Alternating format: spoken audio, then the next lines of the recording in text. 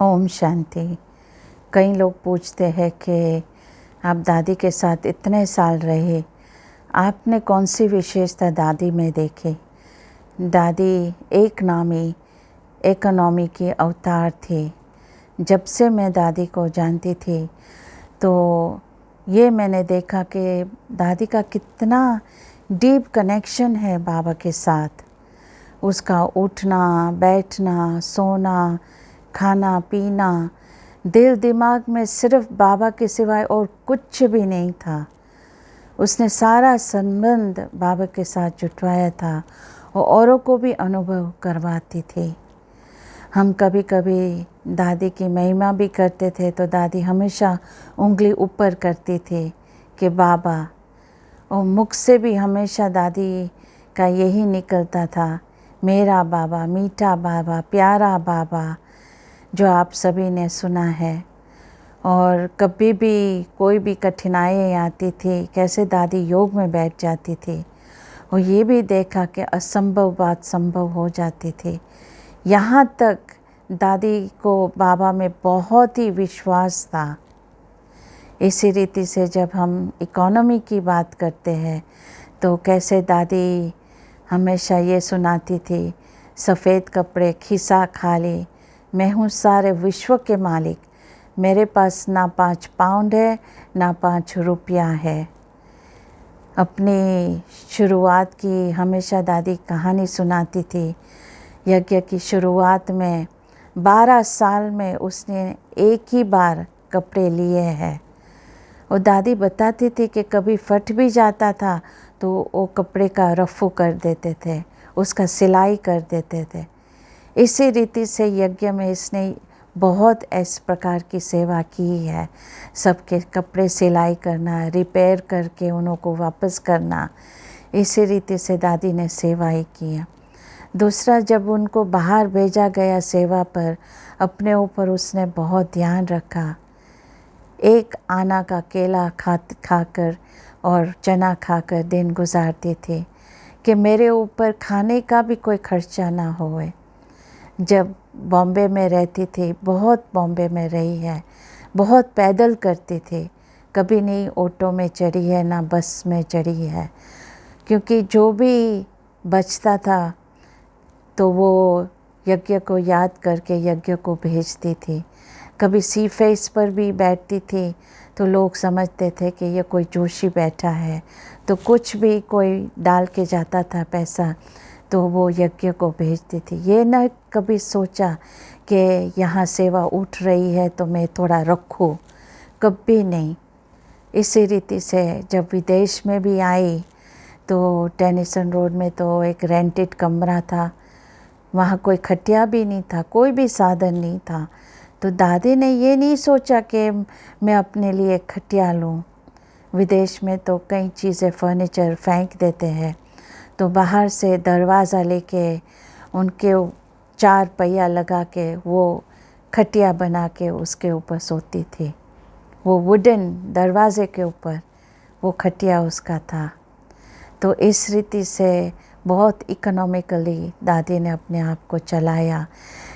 कभी नहीं सोचा कि मैं अपने लिए कोई गाड़ी लूँ। दादी कहती थी कोई भी गाड़ी को हाथ लगाओ वो है मेरी। तो इस रीति से जब मैंने दादी को पहली बार देखा, मैं भी बहुत हैरान थी। एक सिंपल सी कॉटन की साड़ी पहनी हुई थी, मधुबन के चप्पल, इतनी बड़ी हस्ती, इतनी बड़ी व्यक्ति और इतनी सी सिंपल सी, बहुत हम आश्चर्य खाते थे। लेकिन जो भी जैसे सेवा की वृद्धि होती गई, सभी को यही सिखाते थे कि जो भी यज्ञ सेवा देते थे आधा हिस्सा मधुबन के लिए निकाल के देते थे। ये सभी को सिखाया था कि सभी का बुद्धि योग मधुबन के साथ जुड़े, बाबा की तरफ उनका बुद्धि योग लगे। इसी रीति से ही जब सेवा पर जाती थी, सब जगह दादी ने बीज बोया है। तो वहाँ भी कभी कोई कठिनाई होती थी, मदद, फाइनेंशियल मदद चाहिए थी तो दादी देती थी। बहुत बड़ी दिल थी दादी की। इसी रीति जब ग्लोबल हाउस भी बना, ये नहीं सोचा इतना बड़ा मकान बन रहा है तो मधुबन को नहीं भेजे, ऐसे कभी उसने ख्याल नहीं किया, बल्कि और भेजती थी, क्योंकि उसको पूरा विश्वास था कि हुआ ही पड़ा है, हो जाएगा।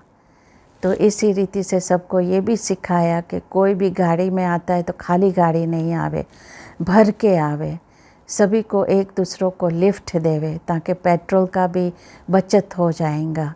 कोई बस में भी नहीं आए, बस का क्यों खर्चा करे, जब वहाँ से गाड़ी आ ही रही है तो सबको बिठा के लेके आने का है। तो इस रीति से दादी ने बहुत सेवाएं सिखाई, करवाई। जब यहाँ भी इंडिया में वापस आए तो दादी की उम्र कितनी थी और तबीयत भी ऐसी थी, फिर भी दादी के यज्ञ के प्रति बहुत ओना रहता था। दादी सब भारत में चक्कर लगाते थे और जो भी उसको यज्ञ सेवा मिलती थी तो फ़ौरन आके दे देती थी। 1 घंटे के लिए भी नहीं ठहरती थी, फ़ौरन बोलती थी बुलाओ दे दो। ये नहीं सोचा कि मैं भी थोड़ा अपने लिए रखूं। जब कोई वरिष्ठ बहन भी आती थी और अंडरलाइन कराती थी, दादी हम यज्ञ के लिए तो कर ही रहे हैं, लेकिन ये आपके लिए है, आपके लिए है दादी, आप नहीं देने का। लेकिन फिर भी दादी किसी का भी नहीं सुनती थी, फ़ौरन यज्ञ में दे देती थी। इसी रीति से ही जब दादी का कार का एक्सीडेंट हुआ तब कई बहनें आके कहती थी दादी हम आपको नई गाड़ी देवे। दादी एकदम आँख दिखाती थी कि नहीं, मेरे लिए कोई नई गाड़ी नहीं लाएंगे। और रथवान को भी बोल दिया था कि मैं मरूं तब तक यही रहेंगी गाड़ी। बाकी लास्ट में थोड़ा मॉडिफिकेशन कराना पड़ा एक कुर्सी का, क्योंकि दादी को दिक्कत होती थी गाड़ी में चढ़ने का और उतरने में, तो वो एक कुर्सी की मॉडिफाई कराई। बाकी लास्ट तक उनकी यही 12 साल से एक ही गाड़ी दादी की रही है। तो इस रीति से दादी की जो सिंप्लिसिटी थी, जो इकोनॉमी से जो चली है, वो बाबा ने उसका बहुत ही लास्ट तक दादी का इच्छा पूरा किया। तो दादी ये भी कहती थी कि हंसा आपको मेरा अंत का पता है कि मेरे पर एक फूल भी नहीं चढ़ना चाहिए। तो ये बाबा ने उनकी आश पूरी की कि लास्ट तक दादी ने सेवा तो बहुत किया, लेकिन दादी ने एक पैनी भी अपने ऊपर खर्चा नहीं करने दिया। तो इस रीति से बाबा ने उसको बहुत संभाला, जैसे वो चाहती थी ऐसे ही सब कुछ हुआ। ओम शांति।